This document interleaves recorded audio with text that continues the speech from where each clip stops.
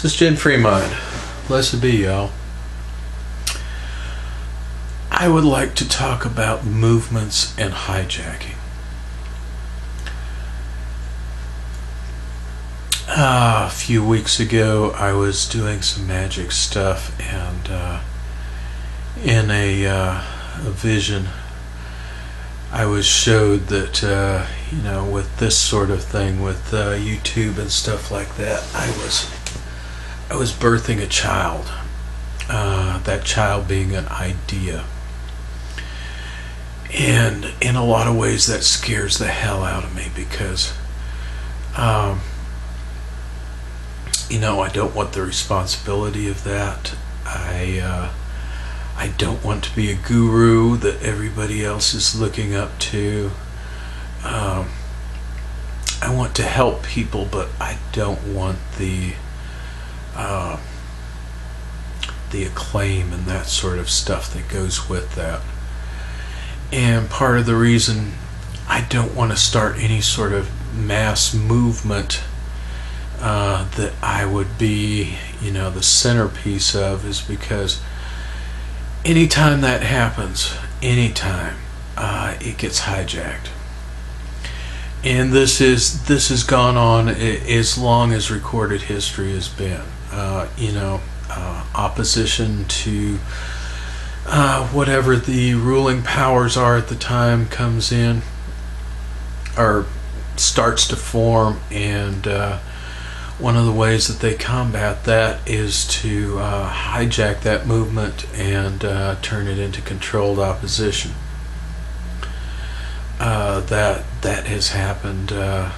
One of the books that is very interesting to read is called Proofs of Conspiracy. It was written in the late 1700s by a Mason. And he talks about how the Masonic movement was hijacked at that time and turned into a different direction. He was an American, and he saw how the Masonic movement, first in Europe and then in the Americas, was hijacked by other forces, and turned in a different direction and turned into something that did not benefit the people so much as the Masons had done previously to that. There was a lot of a lot today is there's a lot of show. They have the children's hospitals, and they have the circus and stuff like that to help the children and do civic works and things like that and that sort of stuff. But I don't see that that's actually doing anything. That's going along with the programming. That's going along with the medical establishment that is making tons of money. They're pouring their funds into the same machine that is killing everybody. I found an interesting quote on Facebook the other day. It's from Aldous Huxley, the guy that wrote Brave New World. And it says, this is probably a paraphrase, but this is a gist of it. Medical science has advanced so much in the last few years that there is hardly any healthy people left. And I'm like, yeah, that's about it, because they do not actually go after the root cause of the disease. They just treat the symptoms, and they define health as a lack of symptoms. Getting back to the movements, Martin Luther King, he was trying to empower black people. He was trying to bring white and black people together which he was beginning to do so that they would actually talk to each other. Another figure that was taken out is Tupac Shakur. He was working with the gangs and actually helping them to do legitimate businesses instead of their drug businesses. And of course the powers that be could not have that, because that would end their drug flow. And so he was taken out. And you study both of those cases, and you will find that the same police officers showed up at both places. Isn't that interesting? There are a lot of similarities between Martin Luther King and Tupac Shakur. I would urge you to do some research on that, to delve into that a little bit deeper, because it is part of our history that has been covered up. It is part of our history that people don't know about. That there were those that actually did do things to bring different racial groups together, to bring people up so that they could support themselves through legitimate means rather than criminal means. And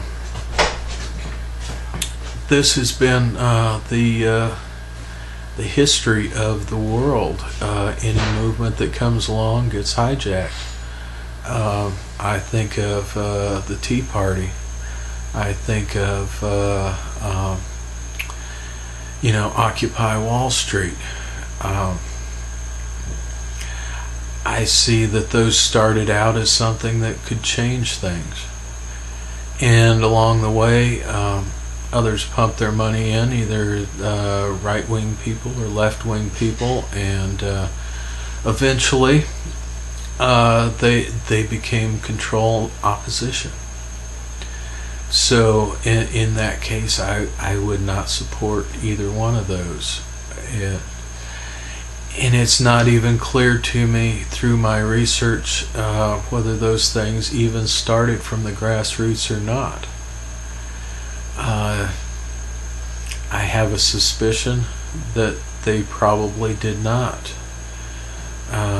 If they did, it was a very small sort of thing, and somebody said, "Oh, okay, well, maybe we can use this," and then pumped a whole lot of money into it, and it was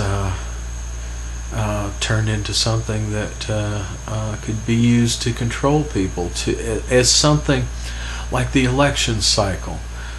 People get all riled up that the president or their congressman or somebody like that is not doing what they should be doing in office and that sort of thing, and they think, oh, we're going to vote them out. So they go and vote them out. They vote the other party in, and the agenda rolls on, and they say, oh, well, we just need to give him a year or so that things can get better. And by the time the next election cycle rolls around, they're all riled up again, and they're like, well, we need to vote those Democrats out and put in the Republicans, or the other way around. And it constantly diffuses anything that could actually happen. And I see that with the Occupy movement. I see that with the Tea Party movement. It gave people someplace to vent, and so none of the stuff that should have come to a head ever came to a head, and no real change ever happened. The agenda just keeps rolling on, no matter whether the Republicans are in office or the Democrats are in office, and probably if the Libertarians were in office,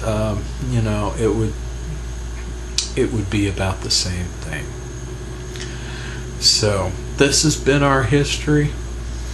I would urge you to research these topics that I have touched on today. See for yourself, what things, put things together in your own head, because that's what I've had to do. And you might read 10 books, and each one of them only has one little nugget of gold that you can actually use.